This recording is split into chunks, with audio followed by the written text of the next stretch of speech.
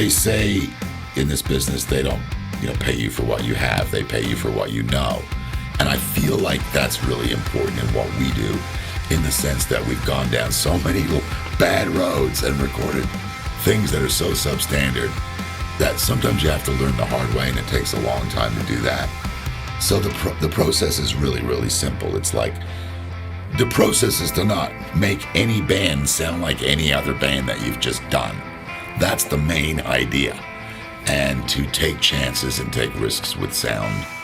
And that comes with different guitars and different amplifiers and different pedals. And again, it's all the gear. It's very rare that we'll ever put up a record and say, let's get a sound like that. It's not what we like to do. So we like to create new sounds.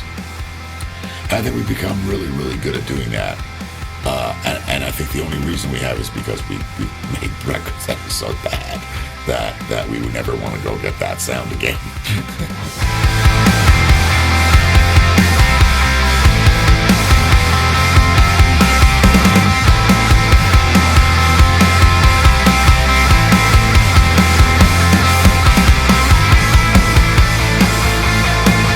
What I look for in a guitar tone in the studio is something that fits the song. And every song has like I call it a snowflake imprint, in the sense that you have your main guitars, your stereo guitars, which if it's a rock band, you're gonna have like left, right, powerful guitars. If it's a ballad, you're gonna have an acoustic guitar in left, right, and you're gonna have different, what we call textures, graininess to it. So the idea is to make things that are sympathetic for the song and have sounds that color the song and help the song and don't get in the way of the vocal. The biggest issue obviously is guitars that get in the way of vocals. So when we EQ things and we put strings on things and we set guitars up and we put tubes and amplifiers, it's a process about what fits the song. And sometimes it literally takes us 10 guitars and 8 amplifiers to find that sound. So it's a very complex thing, and I'm a guitar player, so for me, I'm really, really picky because I've grown up all my life with guitar players and guitars, and I made my own albums. So for me, it's really, really important to have a sound that stands out, that's special.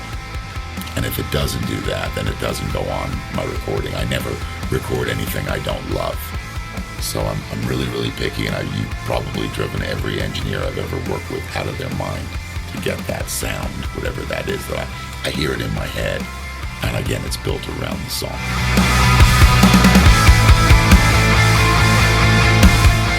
These are my day-to-day go-to amplifiers. That's what I like. And we're in an environment where we've got all my day-to-day, EQs and compressors. So that is what we did. We went straight for what I would go to, what I would reach for, and what I would try and set up sounds with, as far as, whether there's too much distortion or not enough distortion. And then we were able to do some really cool things with 2 amplifiers and 2 speaker cabinets. We took some chances with that too, and we pushed the envelope. And then of course all the different levels that we have of cleaner and then dirtier and different grades of distortion. There was sort of this thing missing, a disconnect. I'm going to call it a disconnect between what I was hearing when we first started doing this a few days ago. And I kept on seeing online, people were talking about, well, it sounds really, really close. And I hate close. Like, I thought close was like not acceptable. So I thought about something really kind of strange, which was like, a tape machine is infinite sampling rate. It just goes on forever. So if you're recording reverb, it just carries it. So I decided to make the final step, the final chain, the half-inch machine running at 15 IPS, which of course gives it more bottom end, just because it's running at half speed. And at the same time, making sure that the bias on the tape machine was set properly, and it's in a plus 6 185. So what it basically, to cut all the bullshit, is by the time it got into the Kemper, it really was exactly the same.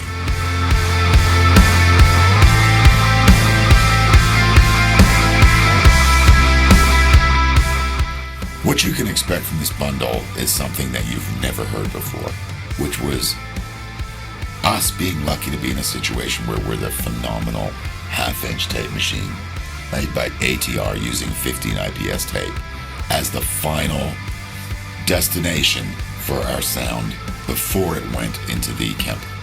And we feel that because of this. It's the closest that you could possibly get to hearing what was recorded.